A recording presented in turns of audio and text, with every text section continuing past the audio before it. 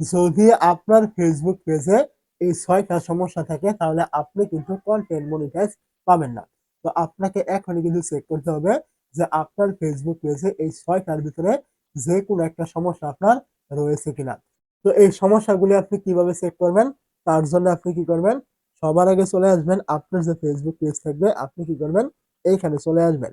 তো ফেসবুক পেজে চলে আসার পর এখান থেকে আপনি দেখবেন এরকম আপনার প্রোফাইল আইকন থাকবে। আপনি কি করবেন? এই জায়গায় ক্লিক করবেন।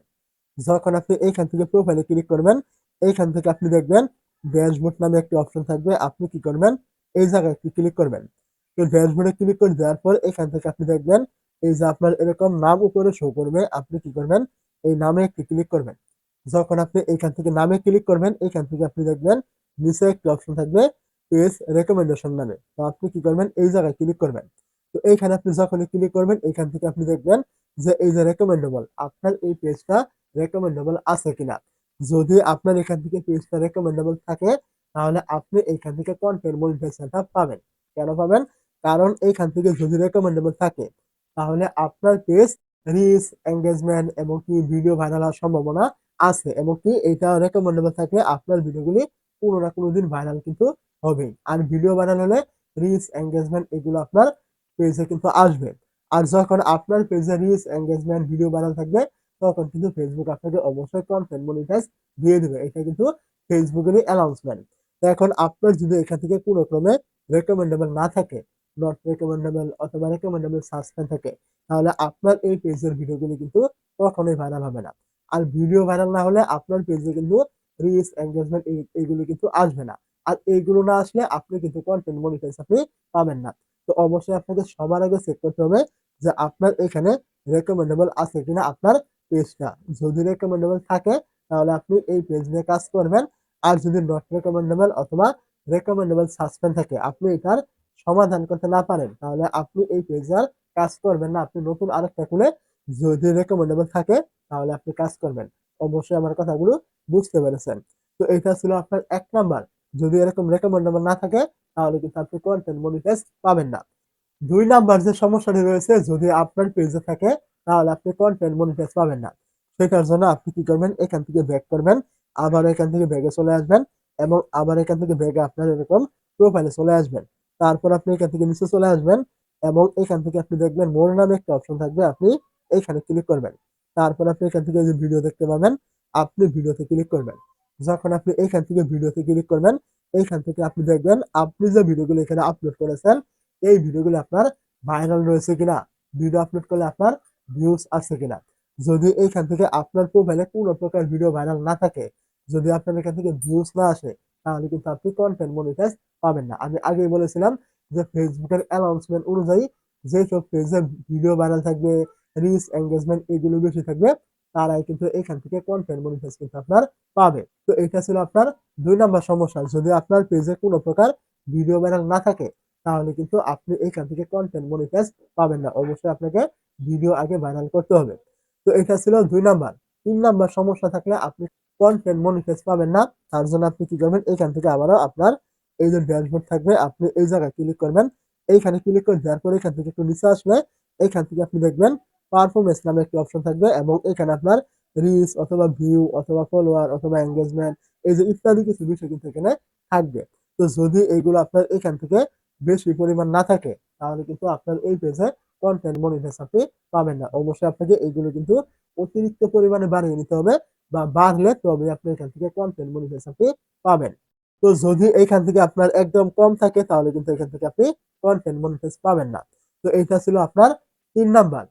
৪ নাম্বার যে সমস্যাটি রয়েছে যেটা থাকলে আপনি কন্টেন্ট মনিটাইজ পাবেন না তার জন্য আপনি কি করবেন? আবারও চলে আসবেন আপনার যে ফেসবুক পেজ রয়েছে এইখানে। তারপর আপনি এখান থেকে আবারও প্রোফাইলে ক্লিক করবেন এবং এখান থেকে আপনি আবারও ড্যাশবোর্ডে ক্লিক করবেন এবং এখান থেকে আপনি আবারও এই যে আপনার নাম থাকবে আপনি কি করবেন? এই নামের উপরে ক্লিক করবেন।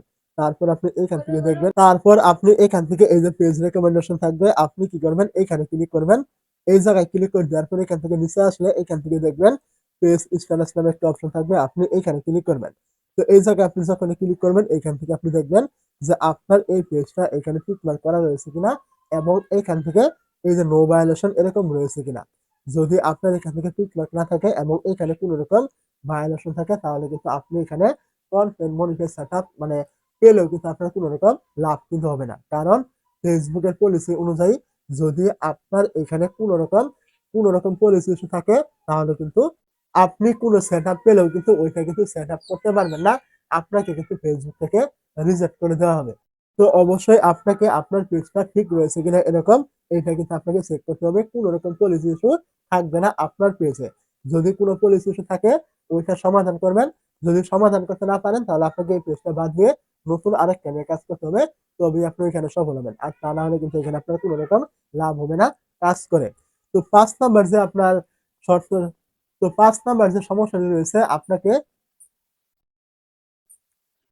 তো ৫ নাম্বার যে সমস্যা রয়েছে আপনার পেজে থাকলে আপনি কনটেন্ট মনিটাইজ পাবেন না। সেটা হলো স্ক্যামিং ভিডিও। মানে আপনি যদি আপনার পেজে কোনো রকম স্ক্যামিং ভিডিও দেন তাহলে কিন্তু আপনি এখান থেকে কনটেন্ট মনিটাইজ পাবেন না। তো স্ক্যামিং ভিডিও বলতে কি বোঝানো হয়েছে? যে এইখানে আপনার ক্লিকবেট টাইপের ভিডিও। যেমন আপনি ভিডিও দিয়েছেন একটা, টাইটেলে লিখেছেন আরেকটা, থাম্বনেইলে দিয়েছেন আরেকটা। এরকম আপনার এলোমেলো হলে হবে না। আপনার যে ভিডিও দিয়েছেন ঐরকম থাম্বনেইল দিতে হবে, ঐরকম টাইটেল দিতে হবে।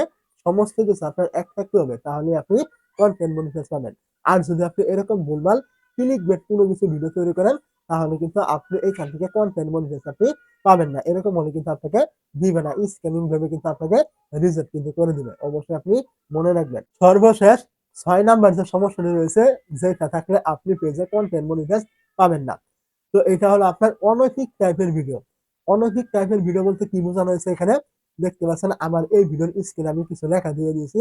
এই টাইপের কাজ যদি আপনি এখানে করেন তাহলে কিন্তু আপনি কনটেন্ট মনিটাইজ পাবেন না।